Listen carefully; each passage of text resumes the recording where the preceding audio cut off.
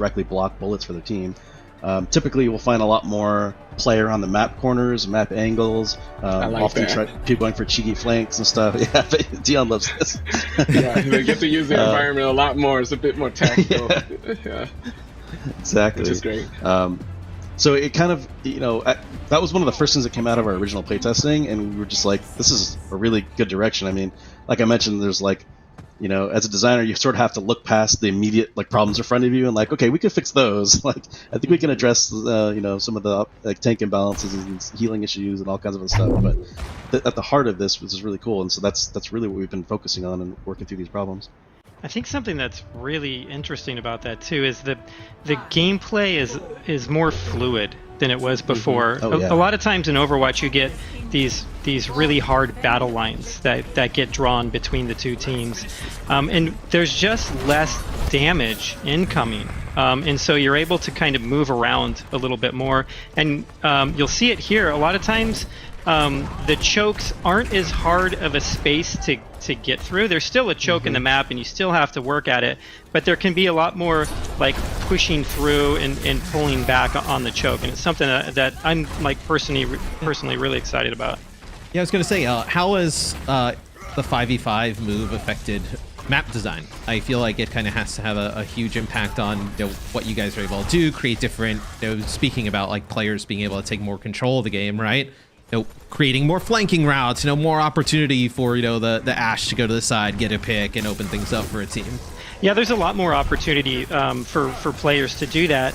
But at the same time, when you go for a flank, you're not leaving 5 players behind. You're leaving 4 players behind, and so you kind of have to be weighing some of these decisions in your head. The game is just as strategic as it was before, if not more so, because of the individual ability for players to have such a large impact on the match. I think for map design, we've always been really careful to make spaces that feel good just for one hero. And sometimes we might favor particular heroes in different areas, but because of that, because we're able to make a space that kind of feels good for Reaper or a space that feels good for Pharah, I think that we'll still be able to play 5v5 on all of the original catalog of Overwatch maps as well. Right. That is a awesome payload, Dion, by the way. We've always, in the artwork of the maps, we've always placed what we consider cover objects. It just feels now with the 5v5, players will take advantage of that more. Even the previous maps, we planned cover objects to help protect players. Now with 5v5, they're even more effective, these artistic choices. It's such a great point, too, because we have started placing a little bit more cover in our maps. And if you go back to some of the old maps, like if you look at King's Row, that middle section, that street section of King's Row, there's one piece of cover in that entire section. Yes. It's just corners of buildings is what you're using. Yeah, no, that's a great point. I think you can kind of see it here, even with stuff like that. I know the taxis here in the streets, you have the little kind of windows, the pillar to hide behind in the middle. There's a route through the subway. There's so many different kind of angles you can take. Something we saw at BlizzCon Line was the 2 fire strike, charge, cancel Reinhardt. I noticed something before, Jeff, when we were on with Winston. My Winston on live not able to shoot at range. Can you explain that to us a little bit? So yeah, I was wondering if people picked up on that. So we were first watching Winston there. This is an example of some of the tank changes we're talking about in regards to 5v5, but also a larger change we're talking about making tanks a lot more aggressive, be able to be a little more hybridy on the damage side and less just raw protection. So on Winston's side, he's ulting right now, unfortunately. You can't see it, but he can't do it while he's ulting. But his alternate fire there, which he's doing right now, there it is. You can charge up like a condensed blast of lightning from his gun and fire it off as a single sort of like blast attack at longer range. And so he actually, the charge up is kind of interesting with it for him because you could do it while you're leaping, and so there's like theoretically more burst combos you can do where you're jumping on top of somebody, charging up in the air and burst, release it right before you land on them, and then you get the stomp damage too, and you can shock them or do a quick melee combo. It's a lot more interesting things. On top of the fact that with some players know a lot of times you're shock somebody, they're getting away, you think you can finish them, and they just Pharah boosts away, or somebody just barely gets away. You get that extra alternate fire shot to try to take him out on the way. And it's actually interesting playing against him now because you now are cognizant of that. So sometimes you're leaving a little earlier, like, well, I'm going to get blasted probably if I just like run away. So I have to be able to survive that. Yeah, I think that's one of the decisions all Winston players face. It's like, okay, I've jumped on this player, I've gotten them weak. I can either now get out of my bubble and try to finish them off, or just kind of hope a teammate does. But now giving him, I think it kind of goes back to more like that player, agency that you were talking about, being able to kind of take over the game, being able to finish it off. This the nano boosted Ryan. This will never get old. Just seeing Reinhardt nano boosted, just swinging. I'm sure it makes the fans out there happy that I know that was a Dragon Blade, a Gelton Genji he was able to take out. Right. It's kind of the bane of existence of a lot of people. But this looks like, I guess, the second checkpoint, right? So this will unlock the interior of Grand Central Station. Oh, this is awesome. So it goes in. So the payload kind of goes inside of the station and kind of curves around, I guess. Mm-hmm. And you can see the payload is driven by an Omnic, who is a little Easter egg to our production director on the team. Our executive producer. So he got a name. Yes, Chaco. He's gonna be a fan favorite. Oh, he's even got it on the back. I didn't realize. I thought it was like an unofficial name. Like, oh yeah, it's Chaco. No, nope, he's got the suit. Our executive producer, so he's helped us out a lot, and it was only fitting. He has he's lived in New York as well, so he helped out a lot on this map. So, and we have countless debates about the right type of pizza with him as well. Yes, right. Yeah, I mean, New York style pizza is the dominant pizza. I believe it's the water, but that is probably for a different stream. Yeah, you really want to get into this? My thoughts on the water in New York creating the better pizza dough. You also notice, at least I noticed, the new sounds, especially when like Ash shoots. That is something that it was discussed at BlizzCon Line, but I think it's different to kind of see it in action and also to see all of the other players at the same time with those audio changes. It just makes the game feel even more realistic. Yeah, the sounds can get really punchy, and it just feels good to hold the trigger down with these different heroes. But you also get more information from it.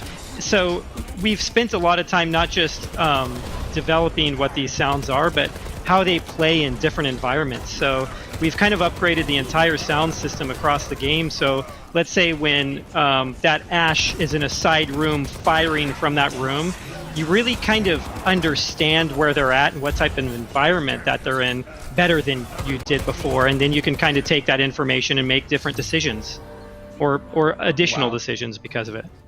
All right, so we got a map complete from the offense here. Not bad. Not bad in their first go. The players are so competitive. I have to say this to the stream that we were like, yeah, this is fun. Like, everybody have a great time. And then everyone's like, put your SR in the chat. We're gonna make balance teams. Like, who's playing what? It's just, I feel like it's just the nature of Overwatch, right? Like, it always starts off, yeah, let's play for fun, and then you lose a game. You're like, all right, like everybody pick it up. Like, let's change things. It's like that meme when you're playing, relaxing in your chair, and then you lose, and you lean forward, get a little more, get the game winning posture. It's those nights of ranked where you lose like 2, and you're like, you win 1, and then you're like, all right, play to lose, and then you lose a few more, and then the next thing you know, you wake up, you're like, well, why'd I do that? Like 500 SR down the drain. That's so this will be an opportunity to see, like, Roadhog has a solo tank coming in for the offensive side here. I feel like he's just going to be, even on live, right? He just takes up so much space, Jeff. Like, and he takes up space not with a shield, but like just his body. As I say that, we have a Zarya swap. But talk to me a little bit about like the thoughts on how like the Roadhogs of the world, Divas, even Zarya. I know there's some interesting stuff with Zarya as a solo tank. Yeah, so like I said before, a lot of this is still work in progress. We're still sort of addressing hero by hero. But like, because once we started going to one tank, it was sort of the big question was like, what direction are we pushing tanks now? We're trying to make Roadhog, a lot more static defensively and have, big barriers or something to protect his team, or do we want more the opposite, where like you take the Reinhardts and the Orissas and Sigmas and actually give them some more aggression and be a little more like Roadhog and Diva. And so we definitely opted for that latter route after playing, because it's like, not only is it just more fun to have that kind of extra speed and aggression, but a lot of what people had a lot of comments on in the past, when the metas get too full of barriers and shields, and honestly even sometimes when there's just the one Orisa blocking you with just the chain shields, and it's just like, people had comments like, oh, I just feel like I'm shooting shields all the time, like we were definitely hearing all that, and you could see some of the balance changes we made in the past in the live game have been trying to address this, but once we got into this situation where we're like, this is sort of an opportunity actually here to reduce a lot of these effects, and we still want them to be there and present and be important, and you can still block huge abilities. They still have a decent amount of health, but less than they had before.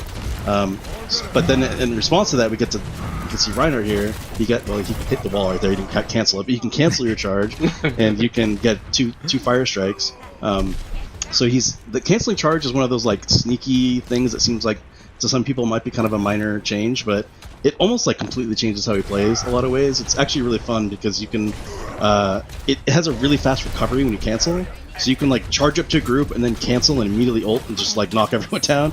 So the fact that you can even do that is its own now like sort of mini game that people play, where you can kind of bluff with it. If people know you have your ult or think you have your ult, you can just charge right at them, and they're trying not to get stunned. Like, they don't want to fight you necessarily like normally, because they don't want to get earth shattered.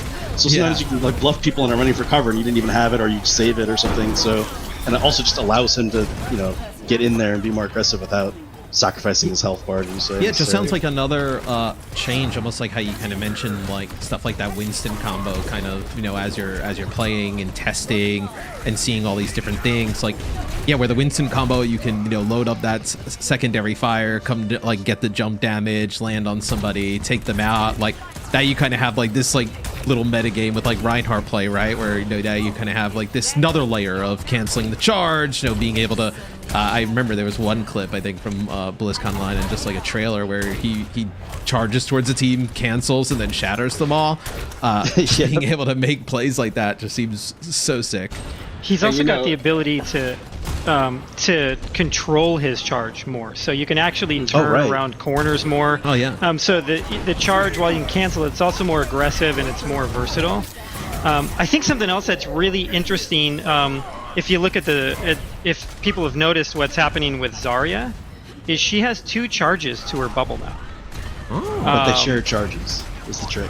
It's actually what we playtested in the April Fool's patch. So as people probably noted, like, some of those changes a lot of them were just silly, kind of fun, like permanently flying Sigma. But there were some changes we threw in there. I was like, let's see how people react to this. I'm curious what people think. Like, maybe this is something we could try. And the Zarya bubbles is one of those things. So. Aaron, it's something we just recently kind of put in, right? Oh yeah. It took me a while to get used to the new changes, but once I really dug in and settled with these changes, I realized it's how I always wanted to play Reinhardt this way, basically. The charge in and we were joking about that the other day, where I'm like. Yeah, like the canceling the charge just feels so right that but you're so like trained to kind of how it is, like where you're just charging into walls, right? That I was like, I don't have to do this anymore. No. Like I can just go. Like it's such like a great quality of life change. Yeah, something else I think that's really interesting here is this fight's been going on for a while. Neither tank has fallen. And the support had been doing such a good job at keeping the tanks up, because there's only one of them that they have to actually focus on. And the fights feel really, really good being the tank player now. Like, the amount of times you get into this situation where it feels hopeless. You're low on health. Mm-hmm. There's a bunch of the enemy players focusing on you, and you're able to still come out of it.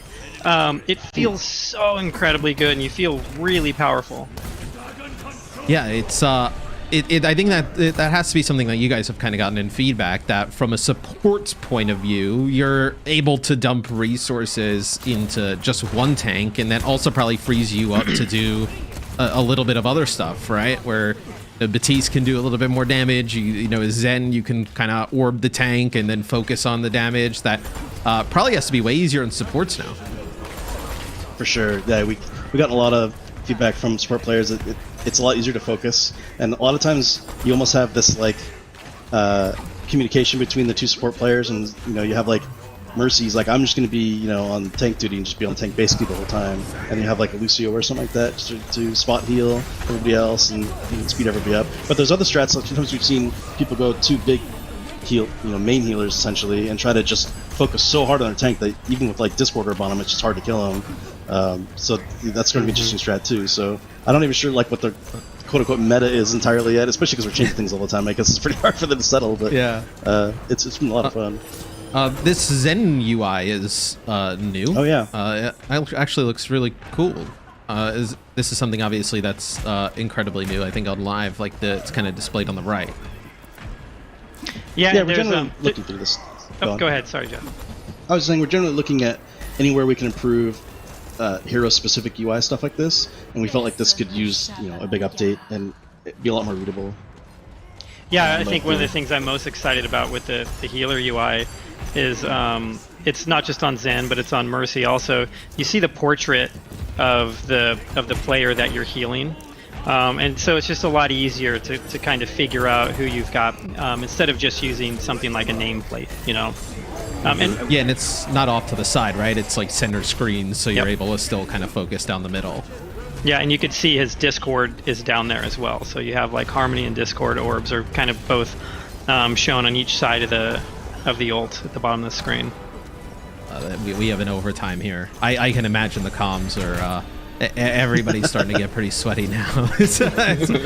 We get towards the end of the map. So this has really been, I gotta say, for you guys probably, this is probably awesome to see, like the game actually being, it's one thing I think to play, but now to like observe and be able to watch, and obviously the people you guys work with every day, this has to be pretty awesome. Yeah, it definitely is. We've been like about Assault is that you can you have like these like long like battles, and then it's a draw, and you're just like, I wanted to I mean maybe even be okay taking a loss there, but like this you definitely get a winner. Yeah, definitely. And I really like game modes where the actual objective and the mechanics help pace out the speed of gameplay, and it was really hard for us to do that with 2CP. You can have incredibly long matches in 2CP and sometimes like really quick blowouts, and it just came down to what the two teams were doing, and the game mode itself wasn't really doing anything to enforce that the way it might in Control or in Payload. And so with Push, we have more of that, to where the game mode is actually helping to control the length of the match and the pace of the match.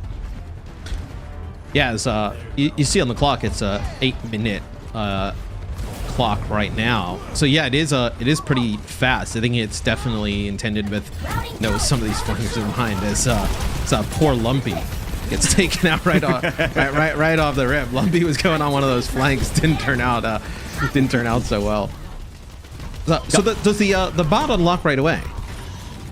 It takes about 30 seconds for it to unlock, and the reason we do that is we don't want a team to think that there's a certain amount of pressure, or to have all this pressure to get to it as quickly as possible. We want you to be able to be strategic with the way that you approach the bot in the middle of the map, and it's very similar to the way that Control works.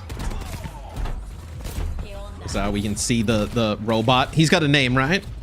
Yeah, his name is TWO.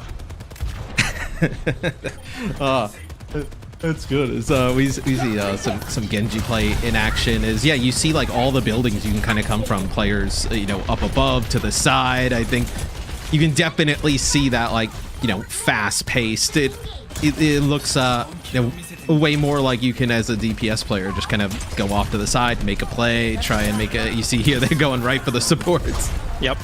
Yeah, and the map, there's still a main path in Push, yeah. And it's really important for us to have that in all of our map types. But there are a lot of ways to get around that and to get through it, and that's what creates a lot of these opportunities. Going for the remet kill. Can't blame him. Yeah. I'm watching this. Yeah, I'm here. I'm fixated on the gameplay. I think, this looks really deathmatchy. This does. Like, we're just, they're just going in, they're having a a good old brawl, and then obviously as the mech or the point is moving through the map, it's changing up every single time, and it's just, to be honest, it looks fairly similar to what I played back at BlizzCon all those years ago. Just with one less tank. It's still but it's just more space, I think, to operate. Yeah. Like I'm somebody who I play a ton of DPS, like, and I'm excited that maybe not everybody will run around in like a death ball, and I'll be able to kind of like play Tracer and go off to the side and make a play. I noticed too the green health over Lucio here. Oh yeah. What is that on the UI now? I actually completely forgot about that. There's so many changes. I was like, sound barrier doesn't give green health when I do it. Right. So that's something we're changing up. Like everything, it's work in progress. It's possible to change, although we're pretty happy with it right now. This is a change to what we kind of call Overhealth. This is like a larger system, which is, in Overwatch 1 you can have over armor and over shields, depending on who's giving it to you, much like you can have normal health and shields and armor. So, once we started getting into trying to create clarity and make sure the game is very readable in all these senses, like you mentioned with Zenyatta's UI and everything, that came up too, is like, it's possible to get, especially you get into like PvE talents and stuff like that, your health bar can get really colorful really fast. Like, you could have health and then armor and then shields and then over health, armor and shields, and you could literally have 6 segmented colored health, and it was like, I can't even understand what I'm looking at right now. This is like so insane. So we ended up condensing all of the over health concepts into just one concept now, and so it was kind of interesting. Other than Summer's EMP, over shields was more of a thematic thing than anything, because it didn't regen like normal shields, because it's over health doesn't have a regeneration value. So it was kind of nonsense anyway, honestly. So now we kind of have everything condensed into green health, and it's very understandable that you see somebody with green and you can see like, okay, that's not, that's over health, it's either going to drain, or if I shoot through it, it can't be healed and stuff like that. So it kind of helps clarify all that. Poor T's getting a workout going back and forth, but I noticed before there was like a circle. So is there like kind of capture points, like progress? Does that change the respawns at all? How does that work on push?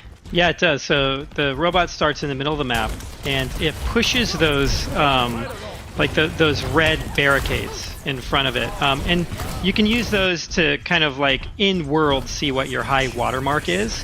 And if the robot's able to push it to the checkpoint, it will unlock a forward spawn room for the team that was able to do it. You can kind of see it just off to the left here behind Reinhardt. So if the attacking team can push it over there, they'll unlock that spawn point, and it gives them a big advantage in order to kind of push through the rest of the map. And then I assume when 2 starts moving the other direction, I guess if he decides to start moving the other direction, they would lose that forward spawn, right? Yeah, but there is there is an additional detail there. It's TWO has to be pushed back to the middle of the map before you lose your forward spawn room. And we actually started it the way that you described it, but a lot of times the robot could just move back and forth across this one checkpoint, and it got like really chaotic, and you'd have no idea where you were going to spawn. So we kind of gave you a grace period in there, or made it a little bit stickier by forcing him to return to the middle. Yeah, that's a good call. I can imagine if that was the case now, you would have like, if I spawned this 1 second, I would spawn close, and then like Stylosis spawns the next second and he's far away. Yep. And I mean, that happens in Overwatch, but it was way too blatant. This with double that. bubble Zarya is sick. She is incredible. I love her. It's actually a pretty recent thing we checked it in, but it's pretty new. Is her damage ramped up when she's charged? Like more so than yeah. So you have the same bubbles you had before, but they're both using shared charges. So we found that because this increased flexibility in how you use it, she tends to be at higher charge more often. I mean, this is a good example, I guess. Yeah. But it's actually even a lot of playtests. I can find myself like, sending a message to people. What was your average energy? Would you say? Or how? I was like, you were kind of tearing it up. That seems a little insane. So, balancing TBD, but it looks so fun though. I mean, as somebody who loves to play Zarya, like I also can imagine the people that I would play with on Zarya would just automatically double bubble themselves and Right. everybody That was our else first instinct, actually, fend for was themselves. like, Yeah. let's just run in and double bubble ourselves. But then you start to think like, actually, if I save 2 and Genji pulls out his blade on my team, I think if I double shield him and I save that up, that's going to be yeah, kind I of didn't even ridiculous. So Oh yeah. I didn't even think of that. Like, yeah, not just applying the 2 bubbles to yourself, but you could, because they share the charge, you could theoretically like bubble a Genji blade and then bubble him again, right? yeah. Or a Pharah ult. Oh yeah, Works really well. so many, this is- so many different ways. Like, Yeah, so this is like, as it just kind of recently put in, coming off the back of the April 1st stuff and seeing how we feel about it, and it's been pretty interesting. I'm certainly concerned about it in some cases, but it also leads to some really awesome play. So kind of letting it rock for a while and see how it feels. work in progress, but Yep. I like the progress on that design. so OT, how does the rule here work? I guess they have to push all the way to the end, or do they just have to beat the time of the blue team? They just need to beat the time of the blue team. So the win condition for push is whoever has pushed it the furthest by the end of time wins, or if you're able to push it all the way to the end of the map, you'll win instantly. So now they're unlocking their forward spawn room right here. The tragedy strikes for the blue team. Yeah, they need to stay near the robot, I believe, to keep pushing. Yes. Yep. Yeah, right. And so you can have, the good old blunder where everybody walks off the objective and two just looks on sad. I don't know what you're talking about.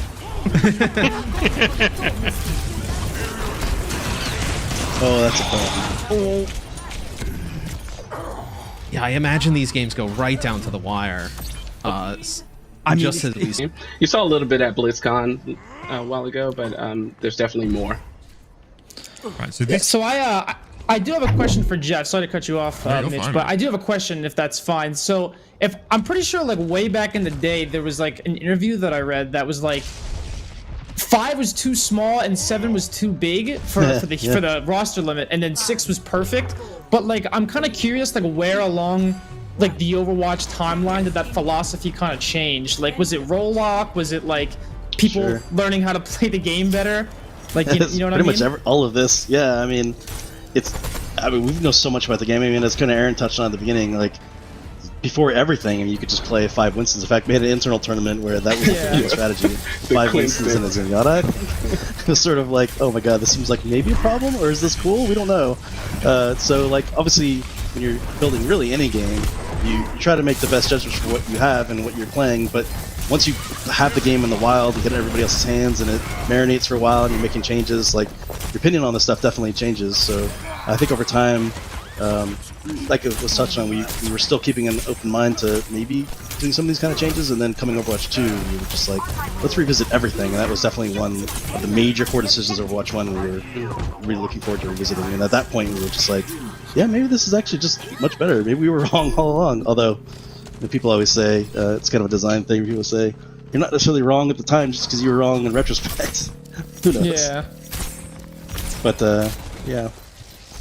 So obviously this is a hybrid map. I don't know if I mentioned that at the beginning here. So much in the same way as Kings Row, we'll be fighting for control of a payload here, which will eventually roll on out. And we kind of teased, these payloads. This is, I mean, I'm no stranger to peacocking. Look at what I'm wearing. But this is great. Obviously, we tell a story in Overwatch in Overwatch 1 with these payloads here. So looking forward to seeing how that story gets fleshed out. What I'm seeing already is real difference in map geometry, right? As we move into the second phase, all of a sudden it's less about chokes and overpasses, and it's just this jumble of all these buildings and so much high ground here. Really feel like the way you play the map changes drastically here. Yeah, One thing was. Oh, you can go ahead. Oh, that was just one thing. We're trying more of this phased approach with the visuals and the gameplay as we move through the space. So you saw it was a bit more open. As you get the payload, there's a feeling of changing gameplay and art as well. So this visual progression as well as gameplay is much more clear in some of the newer maps we're working on. Yeah, one thing that maybe it's just maybe it's just a coincidence, but I feel like a lot of chokes in Overwatch 1, like specifically like I think like Hanamura first or like going through King's Row second, they're very like tight and like it's like perfect for like a Reinhardt shield to spread across, and it can be like, you know, a real pain to get through those sometimes because you feel like you really only have like one way to go through. But I'm seeing, at least in the other two maps that we looked at, a lot more flanks and ways to access the point, and I think that's overall better for the design because I feel like when you, especially on Hanamura first, like going through that choke is kind of, you know, it can be real not fun sometimes if you're just not clicking, or if it's just, you know, they have a hard comp that you just can't counter, and I think it's just better overall. Yeah, we want to give players more options to solve a problem. Say they're stuck at the choke, they have a few more options to break through. Basically, they don't have to rely fully on the tank powering through this time. But yeah, that's always the thing. We're trying to improve the options the players have to solve situations. Are there going to be previous maps in Overwatch 1 that will be reworked, or we don't know can yet. you not say? Is that secret? No. Or? I don't know. Okay, fair enough. So obviously, you've got one less hero on the battlefield. Your maps are much more labyrinthine, I guess, or just bigger, right? It's just a large, you know, there's so much more ground you could cover if you wanted to take a different approach. How do you sort of balance how big the map is, right? Because obviously there's a sense where, like, you know, if you go too far in one direction, right, it can seem quite barren. But here, like, everything, there's attention to detail everywhere, right? There's so many crisscrossing ways of approaching the point. So it doesn't feel big, but it definitely, as opposed to maps we saw in Overwatch on live right now, it definitely feels bigger, right? Was that ever a consideration, trying to balance that, the sort of size and the majesty of it all? Yeah, it's definitely more detailed than before, and again, the more options, there's more passageways and buildings for players to move through and build strategies from. But ultimately, the maps are in a fairly similar size to the previous. You're just seeing a lot more detail out of the Overwatch 2 engine. We have a lot of cool upgrades that allow us to do more while keeping a smooth performance. But yeah, it's something we're constantly playing with, the scale of maps and how it feels to move through the space, visually as well as gameplay wise. This really has like a Dorado feel almost, right? We have sort of payloads that are moving through underneath, and there are multiple levels here. This is not just sort of two levels here. There's even more options, I guess, to sort of make use of this verticality. Yeah, there's like a left high ground, right high ground. There's so much going on here. I love this point in particular. Like, taking that middle high ground is, you know, really important. If you can hold it, it's fantastic, but it's just really hard to hold because you have all these upper flank routes and under flank routes and stuff. So it ends up being like kind of a gambit to try to even take it and hold it, especially when you don't have tanks that can just sit on it with barriers all the time.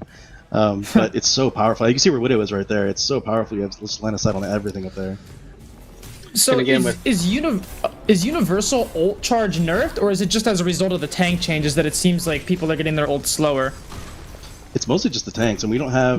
They're probably, I can't remember exactly all the individual changes, but I think we probably adjusted a few heroes here and there. May have gone up or down on their costs, but it's almost entirely just the tank changes. You generate a lot of ult off tanks in our game. Right, I guess there's one less tank to shoot as well, so it makes it a little bit harder. Although looking at Widow is an interesting example. We haven't adjusted the snipers too much yet, but we're keeping a really close eye on them because a lot of what sort of controls snipers is the fact there's all these barriers you can't shoot through. When you're playing as Widow against a comp that is, you know, like back in the day when it was like Wrecking Ball only or something like that, like, you definitely are a lot more powerful. So we have to make sure that they don't get out of control. I feel like on some of these choke points, it's definitely a lot more wider than some other maps, and I feel like, you know, if unchecked, some certain Widows could do a lot of damage. Yeah. So yeah, it's just yet another thing we got to keep an eye on with change like this. Right. I mean, you know, we talk about how sort of tanks have changed now to sort of allow them to be more multi-purpose or sort of fill a broader spectrum of roles. Obviously, like, you know, when you have a Reinhardt, you kind of know what the player is playing for, right? The shield creates space, right? You create space just because the shield exists. And with someone like Roadhog, they create space because of the threat of the hook, right? It's not even something that's necessarily, it's implied threat, right? It's not exactly directly displayed. So I mean, what is the idea for a tank? Do you still want there to be the mix of there sort of being that implied threat plus obviously a very visible threat? You know, has it changed the way you think about how tanks create spaces now? Obviously, all tanks have to be able to do that to some degree, regardless if they have a shield or not. Yeah, absolutely, and obviously also impacts new hero design. Working on new heroes, how they're going to interact with creating space and defending their team. Certainly, looking at Orisa's not being played here for a reason because we're looking at her really heavily. Any hero that has sort of just the really kind of heavy static slow defense are the ones we're kind of trying to hit the hardest first, and then just that alone already makes Roadhog shine a little bit because he's not being compared to the huge barrier Reinhardt. But certainly, should have healed there first probably, but he went for it. Yeah, so like there's a lot of changes we can make now in this world that would have been really scary to make before. Especially in regards to cooldowns. So like Roadhog used to have a much faster hook way back in the day. Maybe we could bring that back, especially in a world where all the tanks are pretty aggressive, so it doesn't feel like it's super crazy. We still want to make sure there's enough like counterplay. You don't want to feel like I made him dodge the hook and then we had no opportunity to attack and just hooked again right afterwards. So it's certainly a balancing act, but a lot of the tank sort of tankiness can be just in the hero themselves now. Because if you get to go in and be threatening, like with all this extra damage, and just be hard to kill, you're just creating space by existing. What an animal. Obviously, Super, I'm curious to get your opinion here. Obviously, as someone who plays tank, right, and you'll play, main tank as we called it, or off tank. What is it that makes you sort of feel most powerful when you're playing tank, right? Because obviously, all the heroes offer something so different, each of them. But can you narrow it down to something? What makes you feel like MTD feel, Yeah, I feel like a lot of it comes down to like decision making, right? And a lot of that currently is kind of based off of the fact of what your second tank is doing, which is obviously no longer a thing because there's a removal. And I feel like this is really gonna have to rely a lot more on like your supports keeping you a lot more alive as opposed to like your off tank or secondary tank, being in coordination with you, because the supports now, they only have to focus on one tank in particular, as opposed to having to split it between two. And I feel like that's probably gonna have to give a lot more. Tanks are gonna have to play a lot more, I guess, assertive, because they can't really rely on their other tank to make the decisions for them, or like to help them out in that way. I feel like it definitely changed. I know, there's a good handful of players who, their selection of tank really boils down to their capacity to deal damage.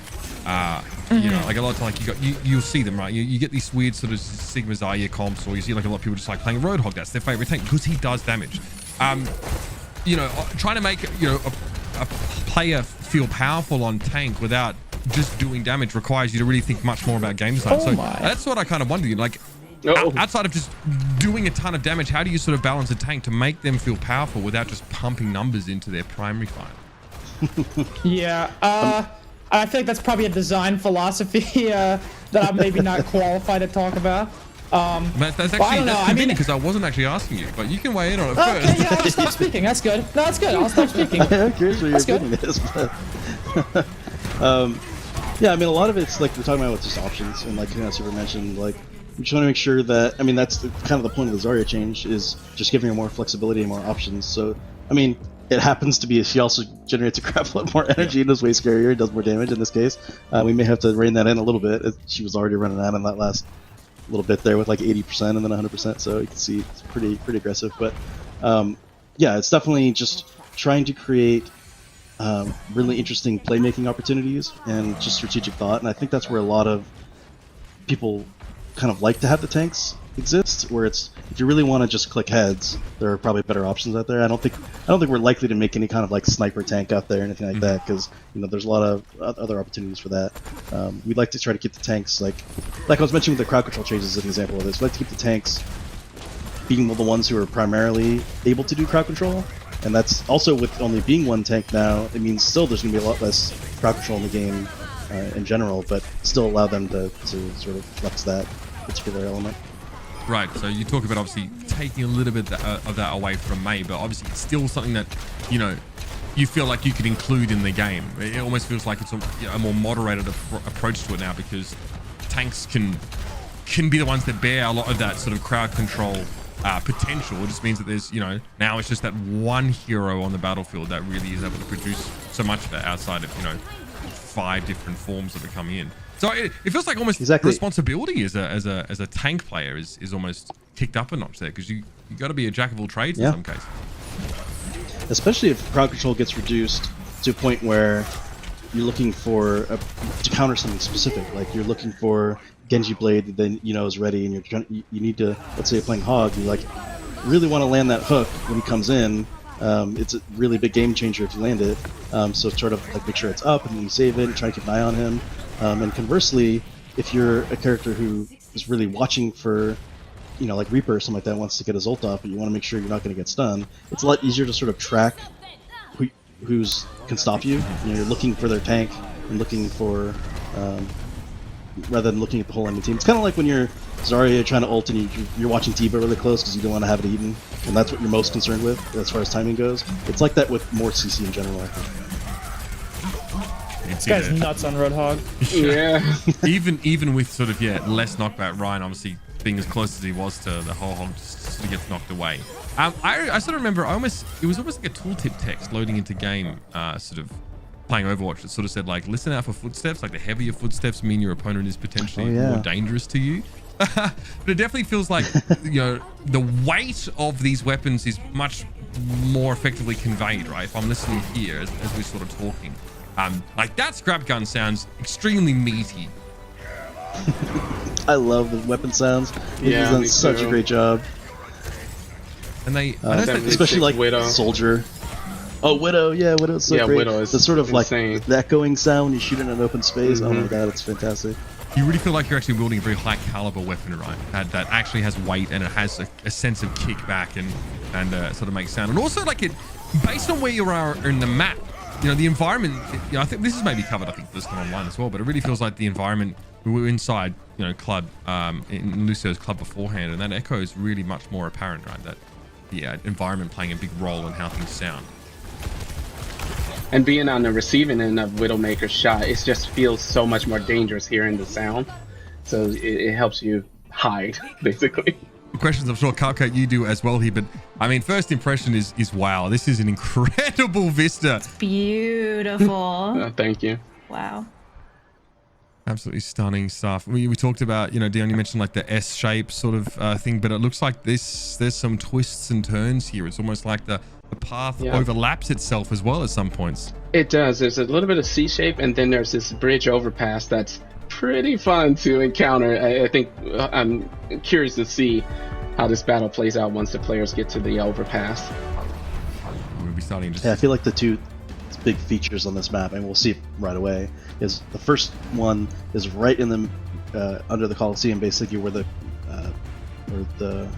OW2 or the bot starts, and that it you know, it kind of like looks sort of simple in basic geometry, but is like the subtlety there is because it's got a slight curve to it the whole time. It's so amazing, and you can see certain of these are blocked off and certain of them are open as far as in between the pillars, and that was actually iterated on quite a bit. I remember opening them up, closing them. In fact, you see the tops are actually open, so you can climb over or fly over them, so we still allow some flanking routes if you're like a Pharah or Genji and you want to get cheeky, but we didn't want to close it off entirely. So that one section was sort of everyone's favorite right away in playtesting, and then just a massive amount of iteration on it is great. Right. So we'll see it here. That quality of life change on Winston's bubble, it does not go unnoticed, by the way. The duration of the bubble remaining being shown on the HUD is huge. Oh yeah. I love that It's funny watching. Sorry, I mean, I just love the curvature actually sort of, it actually reduces line of sight, right? So you cannot now just sit at one end of this sort of track and see the other if you're a sniper. So even that small tweak, you know, has balance implications that I'm sure you've thought about to quite a great degree. I think because me and Cupcake are both support mains, I think something we're definitely going to be wanting to talk about here is that it's not just Zenyatta's HUD that's gotten a change, right? It seems like every sport looks a little bit different when it comes to the HUD and some of those abilities that interact with teammates. Yeah. Which, like, even the Zen placement of the orbs, it's so much better. Like, more in the middle rather than having it on this side. Oh yeah. I think that's really nice. I've noticed, like, the little changes with, like, having Mercy. Like, it shows when Mercy's healing somebody a lot more clearly. And I like having the icons of who it's on, you know? I like the... I wish to see more with Ana. Like, I would love to see with Ana having it show, like, who she slept, like, on the UI. Oh, that's a cool interesting. idea. Yeah. Like, that would be that. so cool. Especially because, you know, I feel like I have to tell my DPS player that's in the enemy backline, I don't know if you saw that, but I just let the fire out the air, and they just I know, I slept someone, yeah.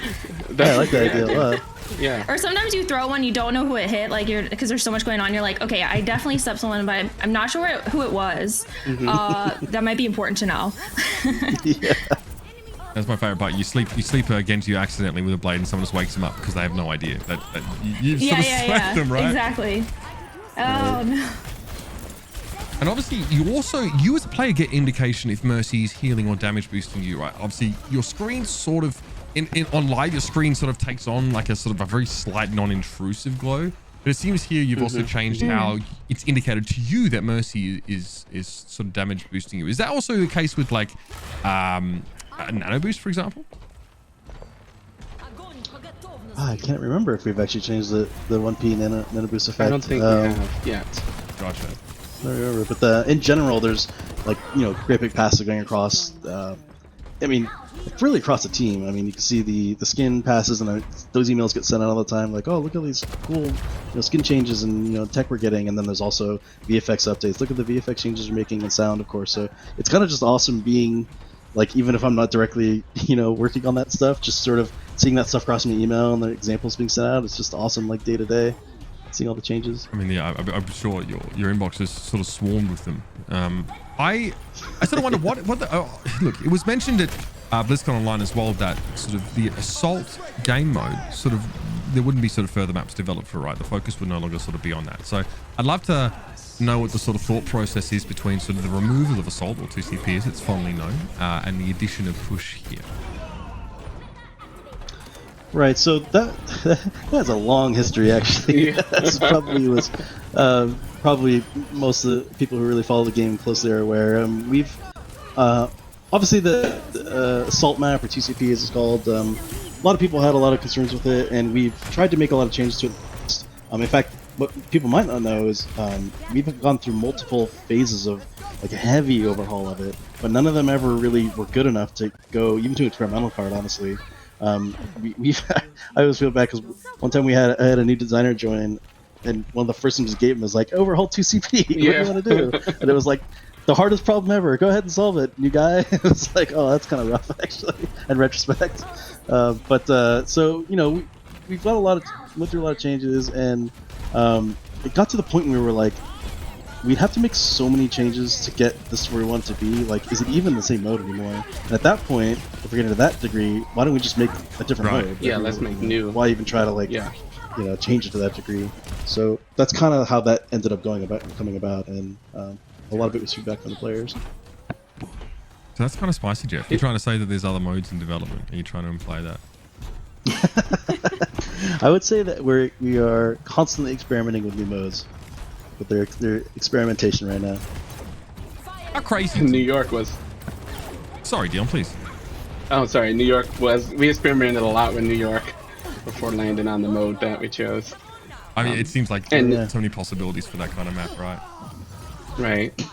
Temple of Anubis, when we first showed that at BlizzCon, the shipping version actually changed, you know, to try to fix 2CP even back when the game first came out.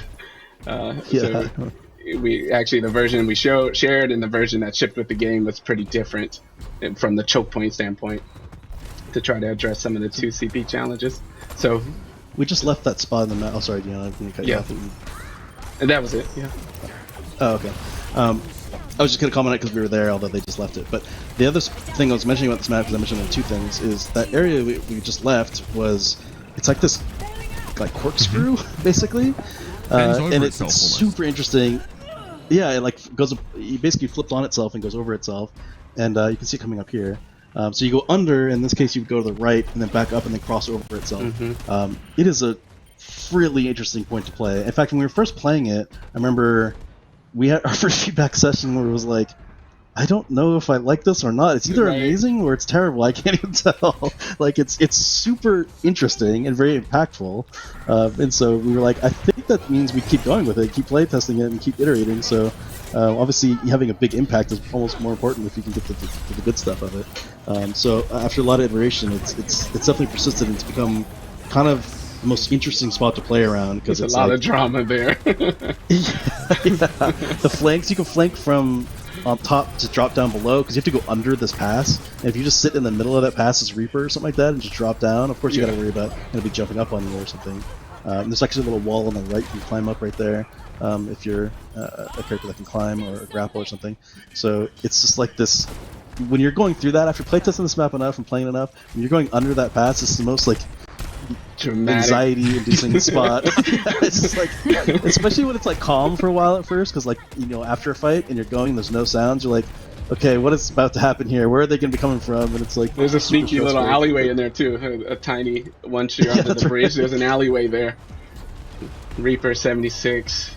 There's a lot of So it's fun almost like encounters. Gibraltar, right? You go through that first little underpass, and you just know it's a little too quiet. You know that someone's going to show up and clap you.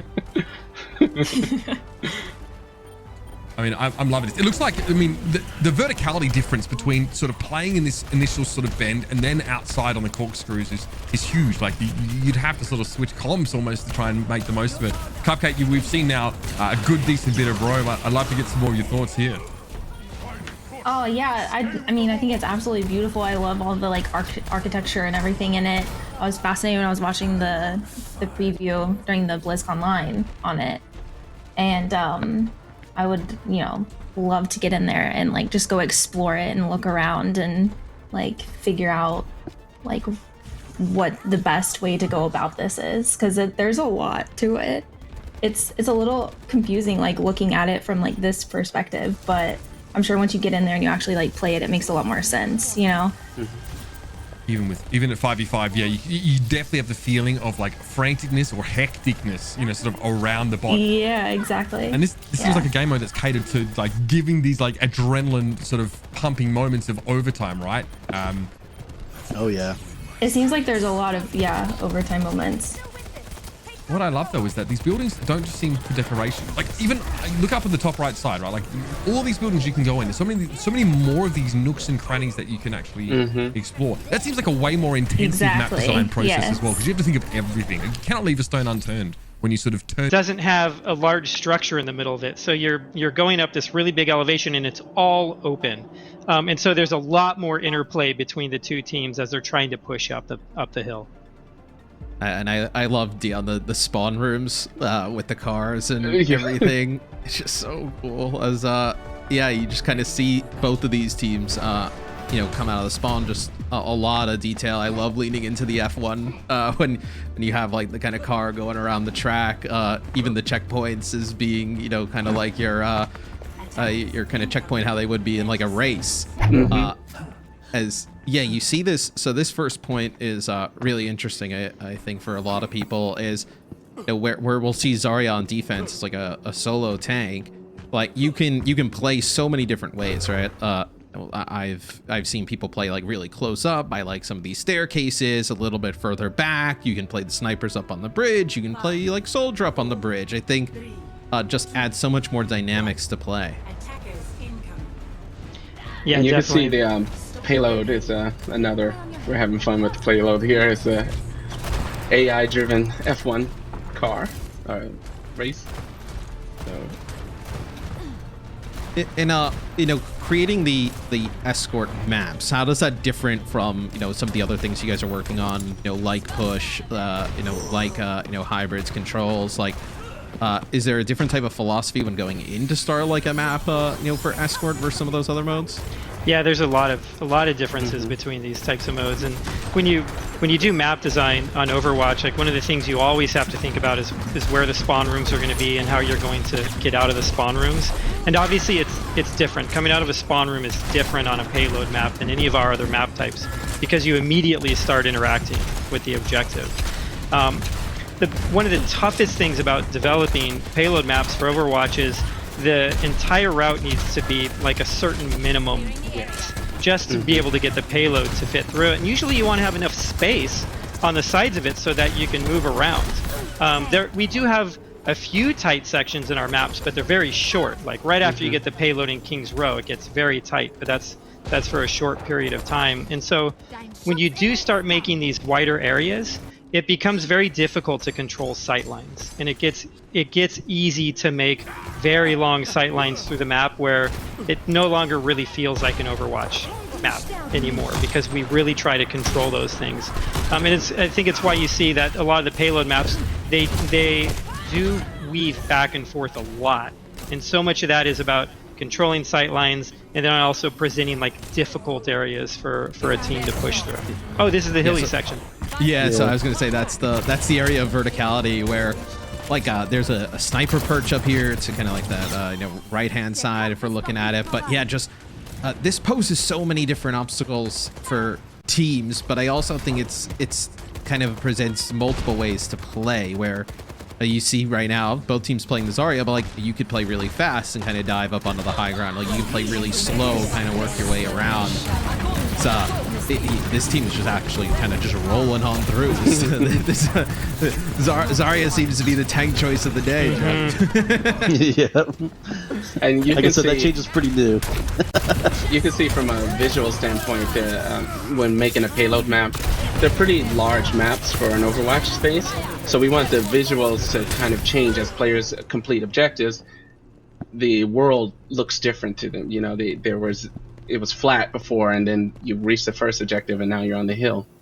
And they'll move into the hotel for the final objective. So there's this visual progression to kind of your completing objectives. And you feel like you're making progress through the map because the world around you is somewhat changing as it goes along. Yeah, kind of like Dorado almost. Like right. If you were to kind of think of a map from the live game where you kind of start through that choke area, it goes towards that high ground, and then you have that like interior. And the interior for this map is one of the cooler things that I've seen in Overwatch, and hopefully we'll get to see it. But just the tiering of it. How did that come about? With when we can go inside, we'll obviously have a better view of it, but it's really kind of like this multi-tiered vertical kind of like casino. It's so interesting. Yeah, it's a super cool space and really fun to fight through. I think over time, Overwatch map design has changed a little bit, just the way that the game has changed a little bit. The presence or the importance of high ground really can't be understated in this game, and so we're trying to give more of that to teams, and trying to create kind of like conflict points in some of these maps and who's going to control that high ground. Yeah, no, I think obviously as a shooter, right, their high ground is always kind of the go-to, where Overwatch has always had the ability for multiple players to take high ground, whether it's like a Hanzo, like we just saw there, like with the wall climb, or a Widow. But yeah, with like a multi-tiered level like this, it allows everybody to kind of have some access of high ground, which brings into play, I know, Ana really kind of effective here at the high ground with the grenades as we see the payload kind of go over the line, and the car will go inside of the casino. I've seen a few cars inside of casinos in my day. They're usually not moving though. I think depending on how the day went, maybe they're moving, but that's just from my point of view. This is the hotel portion of the casino, the luxury casino. Yeah, and you can see the high ground in the back over there. It's actually really difficult for us to put a lot of it into our game. One of the things we do in Overwatch is our stairs are very shallow.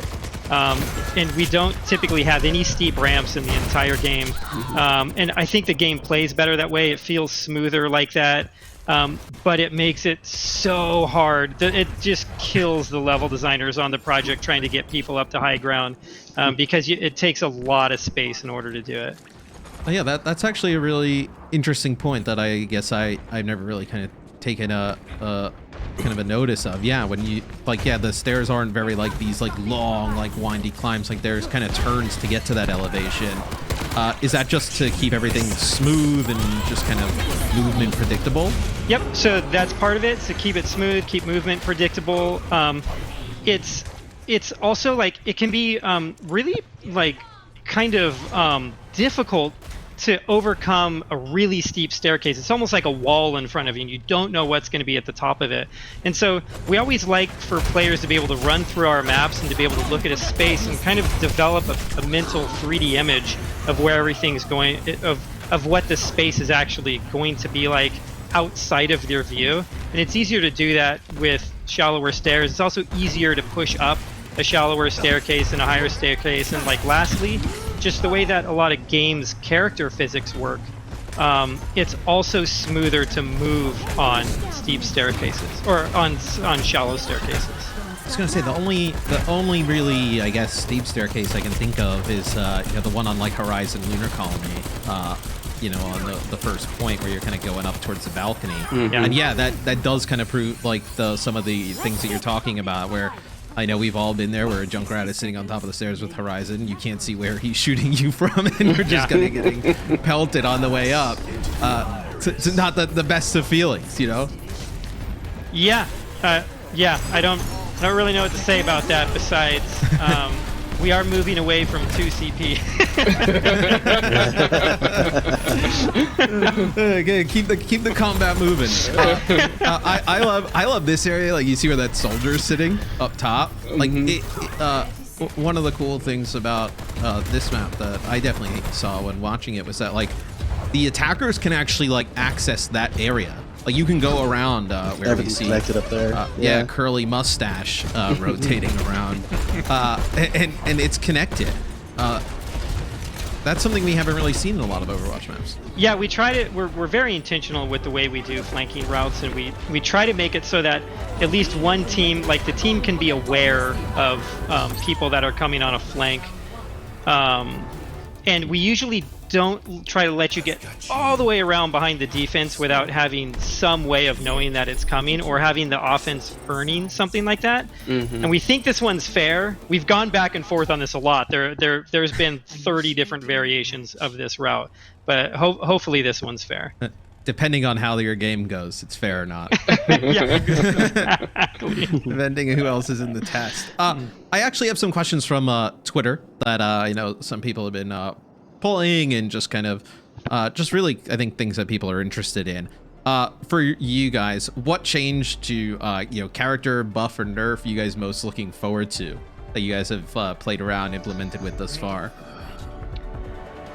Wow, I mean it's a great question, to ask yesterday, but I think now that we've gone over a lot of what we've been working on, there's so many changes to characters all across the board, including all the big changes to the tank role, the hero passives that we're introducing with all the other roles in the game. So as well as like the some of the work that we've been doing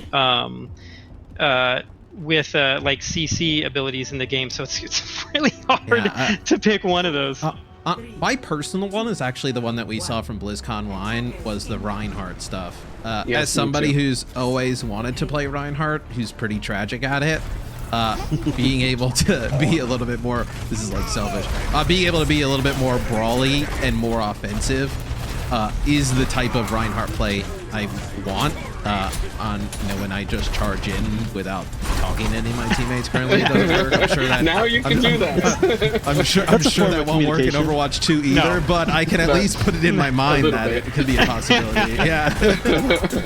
That's always the promise of Reinhardt in any version of Overwatch that you're playing, is that moment where you get to drop the shield and go in and just start laying waste to people. Feels so good. Yeah, it's you play Reinhardt and you come out and you feed a few times, you're like, maybe this isn't for me, and then you just land that one shatter, that perfect shatter, and then you're just like, yep, I'm committing. It's such a good ability. Here's another one from Twitter. How do you guys look at maintaining the balance between PvP and PvE? I assume they're kept like completely separate, like different environments. Like, But how do you guys look at that? Yeah, that's a really interesting question because we talked a lot about that earlier when we started developing, much larger PvE games. We look at a hero like Winston. Winston is super fun in PvP, but a lot of his enjoyment comes from sort of how much you're willing to commit, and there's always like this risk game you're playing. And you're taking space, but are you don't want to be too far ahead of your team or your healers, and how you're committing and everything. But it's hard to translate that to a PvE environment, for example. So that in our early playtests of PvE was sort of like, it feels like he needs more, and then we started getting into like, okay, well, we really need to talk about if we're going to keep these separate, or are we just making changes to the base hero. So a lot of the, like for instance, the current Winston alternate fire he has, where he can shoot that blast, actually came from PvE first. We were just this is a lot more fun, and like, I wonder if this could apply to the base kit. Plus, we're doing all the other chains of PvP, and so we started playing with it in PvP. So in those cases, like if it feels like it works and we're like enjoying playing it, yeah, we'll totally take it. But I think our general philosophy is try to keep them separate, just so we can make sure that they shine really great in both individual game, or all the game modes really. Yeah, and this might be... I have to mention one thing really quick because it's kind of fun. I did early on. I just had to make this prototype, but I did a prototype of like a PvP VE mode, I called it, which was like a hybrid mode. Because I think like I get the expectation that people will probably ask about that pretty quick if we want to do that, and so I was like, let's just try a mode of it. And it was a little dirty because it was like there wasn't a lot of balancing done. It was just like, let's just throw all the crazy PvE stuff in here and see how they work against players. And it was pretty tragic, but it was pretty interesting. And like, there's maybe a version of that. Yeah, exactly. There's maybe a version that we could do that at some point in the future, but we don't have like direct plans for that right now because it was. One thing came out of it like, this is fun, but like, man, this would be a lot of work trying to balance this anywhere close to what it would have to be.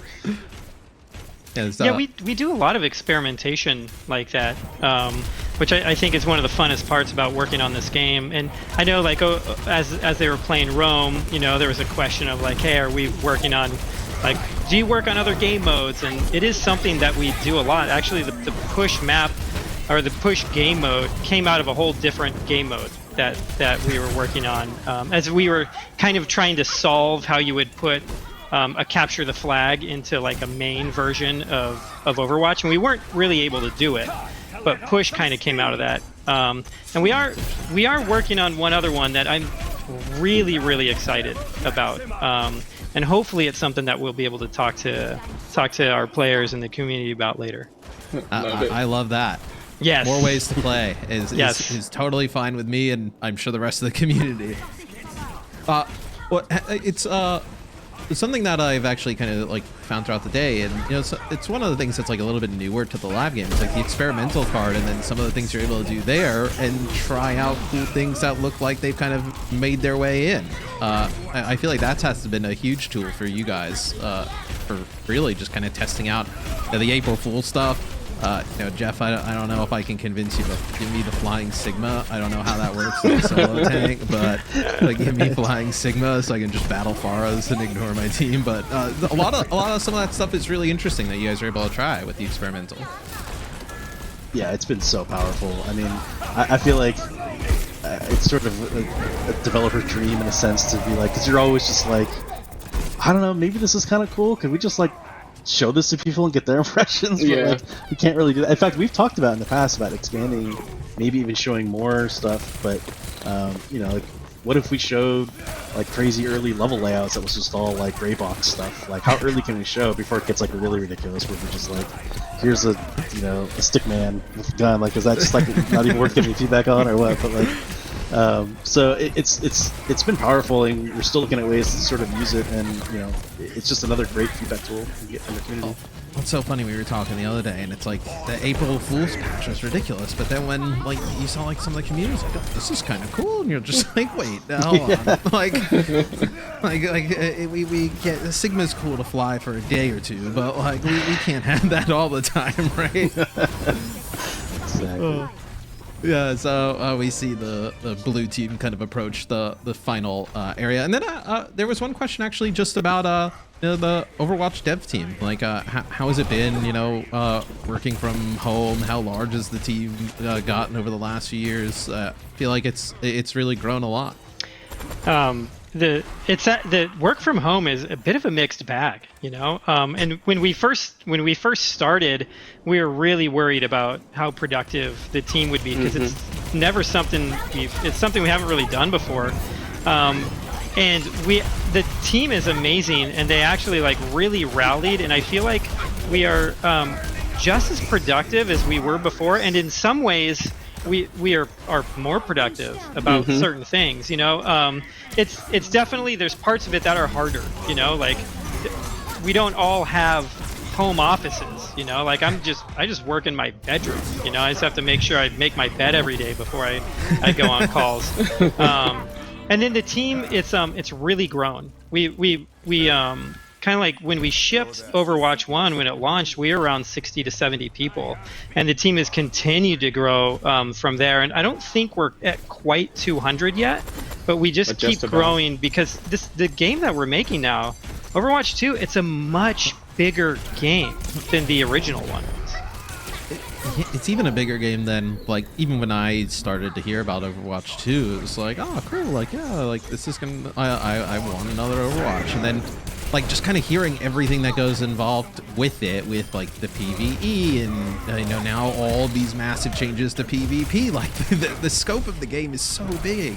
Yeah, it's huge. Yeah. But it's really exciting working on something that has that many aspects to it. And the thing that I like about it, and hopefully what we're showing here today, is that we're able to work on something that's new, you know, and it has all these exciting elements, while still focusing on what like made the original game great. Like we are like, hey, love or hate 5v5, we are committed to like keeping the PvP of Overwatch as competitive as possible, and we are putting so many resources into it.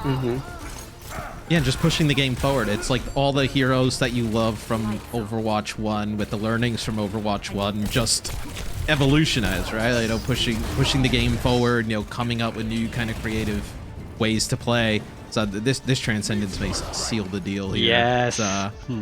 Reaper did his dance on the cart, and he